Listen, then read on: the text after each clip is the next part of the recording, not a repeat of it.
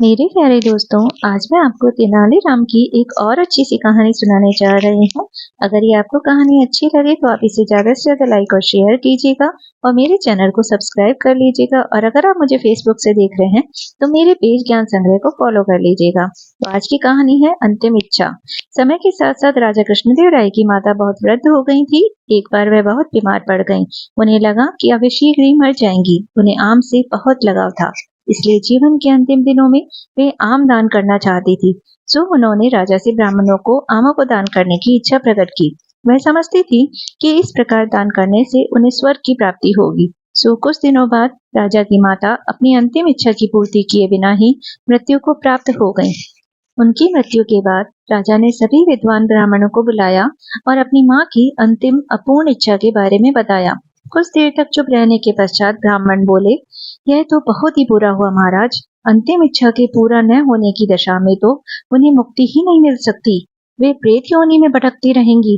महाराज, आपको उनकी आत्मा की शांति का उपाय करना चाहिए।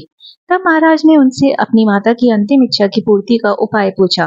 ब्राह्मण बोले, उनकी आत्मा की शांति के लिए आपको उनकी पुण्यतिथि पर सोने के आमों का दान करना पड़ेगा। अतः राजा ने माँ की पुण्यतिथि पर कुछ ब्राह्मणों को भोजन के लिए बुलाया और प्रत्येक को सोने से बने आम दान में दे दिए। जब तेनालीराम को यह पता चला तो वह तुरंत समझ गया कि ब्राह्मण लोग राजा की सरलता तथा भोलेपन का फायदा उठा रहे हैं। सो उसने उन ब्राह्मणों को पाठ पढ़ाने की एक योजना बनाई। अगले दिन तेनालीराम ने ब्राह्मणों को निमंत्रण पत्र भेजा। उसमें लिखा था कि तेनालीराम भी अपनी माता की पुण्यतिथि पर दान करना चाहते हैं, क्योंकि वह भी अपनी एक अधूरी इच्छा लेकर मरी थी।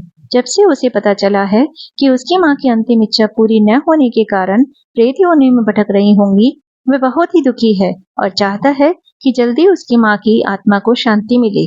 ब्राह्मणों ने सोचा, तेनालीराम के घर से भी बहुत अधिक धन मिलेगा, क्योंकि वह शाही विदूषक है।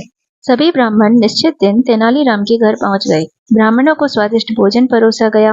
भोजन करने के पश्चात सभी दान मिलने की प्रतीक्षा करने लगे। तभी उन्होंने देखा कि तेनालीराम लोहे के सलाखों को आग में गर्म कर रहा है। पूछने पर तेनालीराम बोला, मेरी माँ फोड़ों के दर्द से परेशान थी। मृत्यु के समय उन्हें बहुत तेज दर्द हो रहा था। इससे पहले कि मैं गर्म सलाखों से उनकी सिकाई करता, वह मर चुकी थी। अब उनकी आत्मा की शांति के लिए मुझे आपके साथ वैसा ही करना पड़ेगा जैसी कि उनकी अंतिम इच्छा थी। यह सुनकर ब्राह्मण बौखला गए। वे वहां से तुरंत चले जाना चाहते थे। वे गुस्से में तेनालीराम से बोले कि हमें गर्म सलाखों से दागने पर तुम्हारी माँ की आत्मा को शांति मिलेगी। नहीं महाशय, मैं झूठ नहीं बोल रहा। यदि सोने के आम दान में देने से महाराज की माँ की आत्मा को स्वर्ग में शांति मिल सकती है, तो मैं अपनी माँ की अंतिम इच्छा क्यों नहीं पूरी कर सकता। यह सुनते ही सभी ब्राह्मण समझ गए कि तेनालीराम क्या कहना चाहते हैं। वह बोले, तेनालीराम, हमें क्षमा कर दो। हम वे सोने के आम तुम्हें दे देते हैं, बस तुम हमें जाने दो। तेनालीराम ने सोने के आम लेकर ब्राह्मणों को जाने दिया, परंतु एक लालची ब्राह्मण ने सारी बात राजा को जाकर बता दी। यह सुनकर राजा क्रोधित हो गए और उन्होंने तेनालीराम को बुलाया।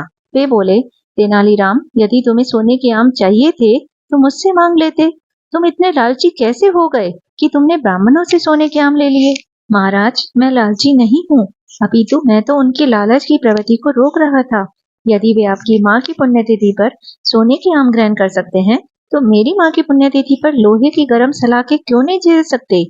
राजा तेनालीराम की बातों का अर्थ समझ गए। उन्होंने ब्राह्मणों को बुलाया और उन्हें भविष्य में लालच त्यागने को कहा।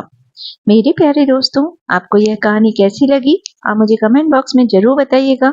अगर अच्छी लगी है तो आप इसे ज्यादा से ज्यादा लाइक और शेयर करिएगा और ऐसी ही और कहानी सुनने के लिए मेरे चैनल को सब्सक्राइब भी कर लीजिए। और अगर आप मुझे फेसबुक से देख रहे हैं तो आप मुझे फॉलो भी कर सकते हैं। धन्यवाद।